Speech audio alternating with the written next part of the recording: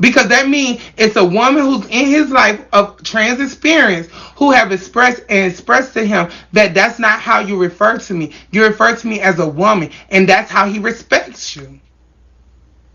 And I'm just being honest about the situation, and I don't have anything else to say.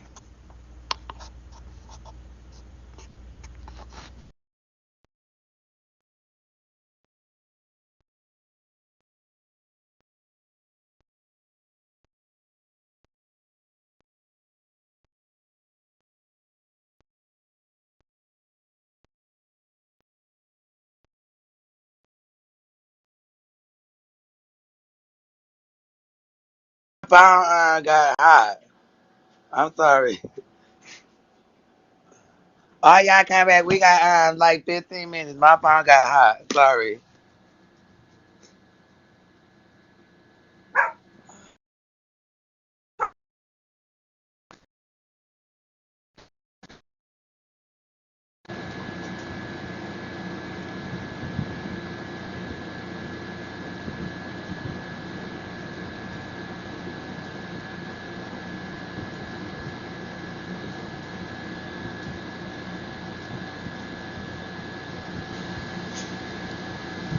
Hold on, y'all.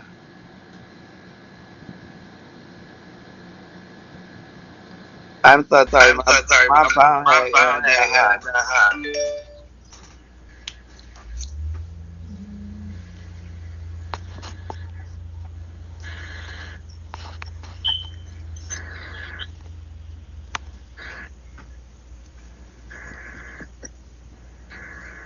Okay, we can Okay, we start can back. start back.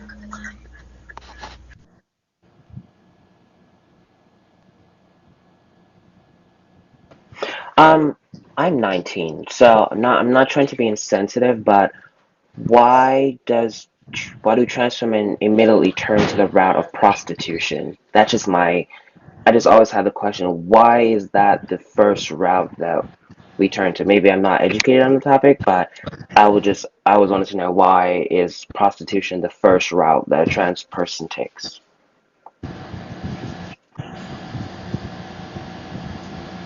It's like that because of rejection. I'm gonna make that number one.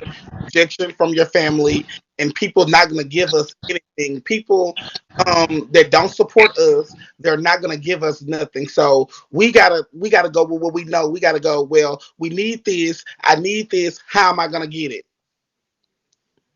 Then we turn around to prostitution. That's why so many trans girls prostitute themselves to get the things that they need because they've been rejected. Do that make any six, number seven? You number seven.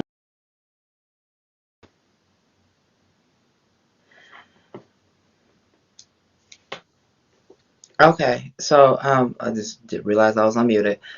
Let's try not to even say prostitution anymore because we have to realize that it's actually called survival sex work because sex work is actually real work.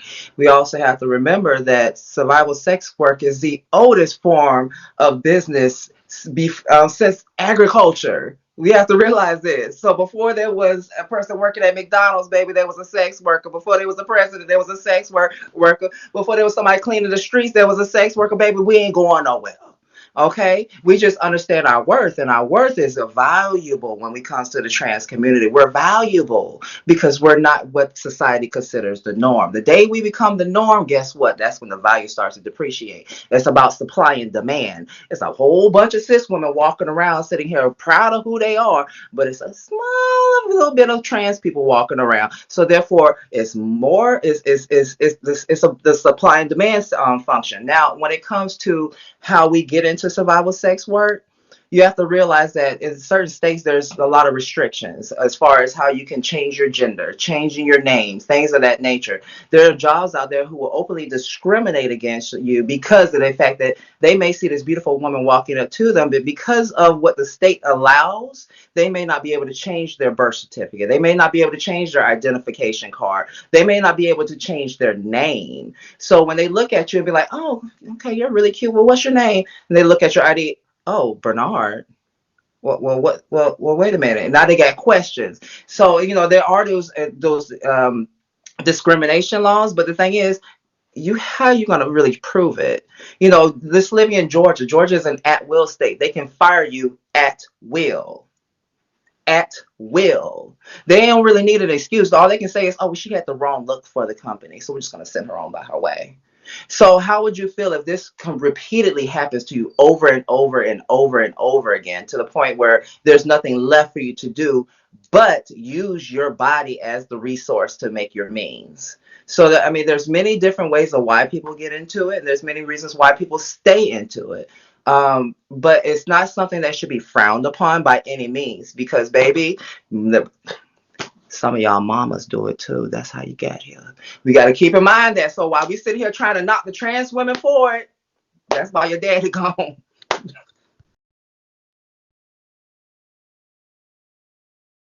Okay. Anybody else want to say? Any one of y'all want to say something? Okay, we're gonna go to number six, and then I'm coming to you, number seven. As far as why people go to sex work first, sometimes sex work isn't the first line you go to. Sometimes people have gone to work in places and then you're being sexually harassed at that place, and the boss is telling you if you don't slob this knob, they're not going to sign your check. And so sometimes it's a matter of, are you going to let a office pimp you, or are you going to be an independent contractor out here in these streets and get your money yourself? And sometimes people supplement their income with sex work.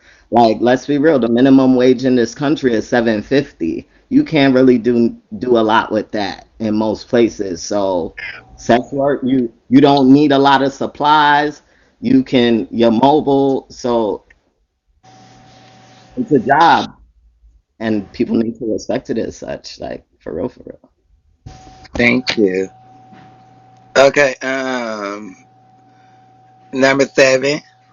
Yeah, for me, I'm not frowned upon prostitution, but wouldn't you say that a lot of trans women turn to prostitution because they just want the quick cash? Because in today's, I'm just giving my opinion. In today's age, we have so many opportunities for job opportunities for trans people and LGBT people. So I don't think prostitution should be the first route that somebody turns to. And a lot of people turn to it. They don't, to call a spade a spade. A lot of people do not actually go on and look for the resources. They just say, okay, I'm going to be a prostitute because I'm going to get a quick cash by getting a nut. That's my Uh, opinion. well, I don't think that's true because, honey, I don't be in this situation.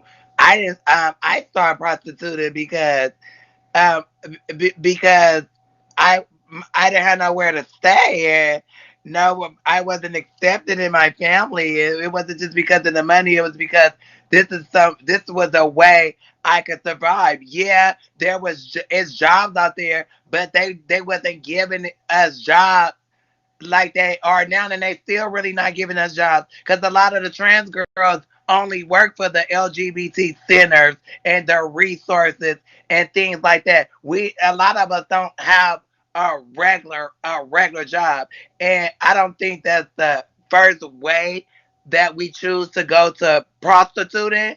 Some of us just fall into it. Okay, so Or I just want to I'm a, address I one was an thing. escort. I was never a prostitute. I was an Okay, escort. so to kind of like educate you, number six actually gave you an example of why these type of things happen. It's societally, trans women are ostracized, they're picked on, they're sexually harassed, and not protected. So with all of that going on, would you rather go to a place of employment where people have power over you, or would you like to take full autonomy of yourself? That's why. People want Right. to be able to have some kind of control over themselves in a world that's telling you that you're not normal, you don't deserve peace, dignity, respect, or any of those things. You have the world telling you this. It's not just one person. This is not a fucking choice. This is about survival, which is why we use the Exactly. language Survival. survival sex work. Like number two said, survival sex work, bitch. Because a lot of us had to survive and have sex surviving. Baby, I don't, I, I think if it wasn't for bingo or whatever by the platform, I think if it wasn't for them, I'll still be heavy escorting or arrows and everything, all these type of things. I have stopped escorting, but maybe if I have to dib and dabble, like number 8 said, I will go dib and dabble if I have to. But right now, I don't have to do those things, and I'm so glad that I don't have to live that life anymore. Hold on, let me see. Let me say this for I'm gonna try to break it down to you a little bit more, Cackle. Um, do y'all realize that a lot of people within the LGBTQ community, especially that are, trans, were kicked out of their families and kicked out of their house before they can even graduate from high school? So there's a lot of people out there who have a level of education that's not at the level of getting a 9 to 5 job. And let's not even think about college. Because somebody also made a comment down there saying get a trade and all that type of stuff. I went to school for fashion design at Bowder Me too. College, and I was discriminated against because I was using the females' restroom, and they made me have to go all the way to my dorm to use the bathroom, and that's why I left school. So let's think about these jobs that are out here right now who are always asking for experience. Where are you going to get that experience? And then they're asking for education. Well, where is the education going to come from if we was already counted out at the age of 10? Right. So what is left for us to do? Ooh. Question. Let's piggyback on the restroom situation. How do you feel about the restroom situation where us transgenders, people complain about the transgenders being in a women's restroom? Or some transgender girls still like to go to the guys' bathroom. How do you feel about the restroom situation? Number 2.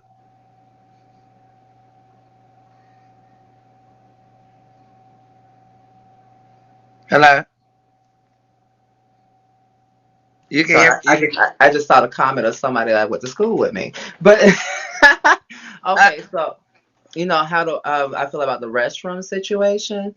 Um, let people piss and shit when they need to, and mind your own business. Look, what happens in my stall with the door shut is none of your concern.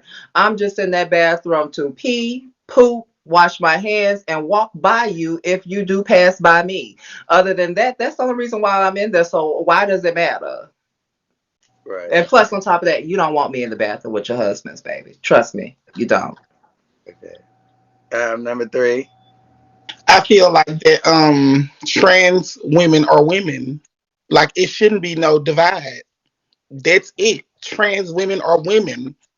Like what else restroom I'm gonna use? Trans women are women. Number 4. agree with them. Like, I'm gonna go to the bathroom wherever I want to go. So it is what it is. Mind your damn business. If it ain't bothering you, don't even say nothing to me. Right. Number 5. If you really want me to go in the bathroom with your husband, I go in the bathroom with your husband. No shade. Number 6. If I go to the bathroom with your wives, mothers, sisters, I will be dead. So that bathroom bill makes no type of sense. And a lot of people think it only affects trans women. Trans does not just mean trans women or trans femmes. Right. Trans men, trans masculine, non-binary people exist too. And that's one of the things I want to implore on us as we leave this Trans Day of Visibility. Because though Right. we have a lot of amazing trans women, like all of us are affected by these things. All of us. Um, Number 7. I definitely understand. I get where you guys are coming from, but this is one of the many reasons why I don't share my opinions with people because it just shows in the comment section where people are like, if I say something different from what Wait, hold on. Honey, don't worry about the comment section. We all have our different opinion. It's some people I didn't agree with on this panel, and some people didn't agree with me. We just don't listen to the comments, girl. Just go. We having a good day. I'm enjoying it. Just say what you guys are saying. We're gonna keep on moving on, baby. one last thing, I'm glad for your reassignment surgery. Nice. Thank you. Alright. Uh-huh. That's Thank you. Okay. Number eight.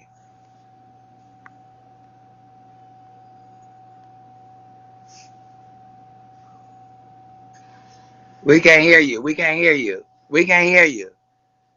I had put myself on self mute. I said as far as the bathroom situation, honestly, I never paid attention to that. It really didn't impact me. But number seven, I want you to understand that because, it's like a generation gap.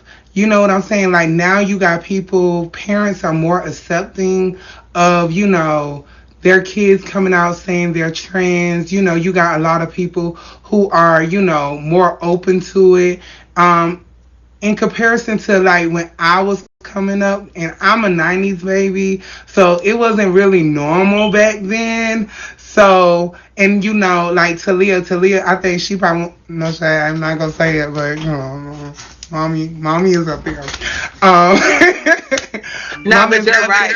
She's not in the age bracket. yeah, so it's like I understand where she's coming from but so you don't go through what we go through. You know what I'm saying? Like we understand it's an age difference. That's all it is, baby. And no one is here to come at you or make you feel uncomfortable. You ask your questions because at the end of the day, my journey is going to be totally different from everybody else's up here because everybody up here is raised totally different from different cultures, from different dynamics of the whole United States. So, and just how you say you're from Jamaica, you're still young. So, and I'm pretty sure, are you still home with your parents? Because if so, that's a great thing if you are, because that means they're accepting or they're able to tolerate you to a certain level where they can respect you enough so you can still be in their household. So I don't want you to feel like we're just, lighting it to you. But, you're going to have some people in the comments who don't understand it, and by me saying it, maybe that will help them because at the end of the day, it's certain things that I went through that I'm not going to understand in regards to what Talia went through. And it's no shade. I'm not going to understand the journey number 6 went through because we went through two totally different journeys as far as transitioning and becoming a woman. And mind you, I think I'm the only one up here who went through, transitioning on my own without a doctor. You get what I'm saying? So it all is everybody's journey is totally different. So everybody can learn from everybody on the panel, and that's all it takes is for someone to listen and just grasp what everybody is saying.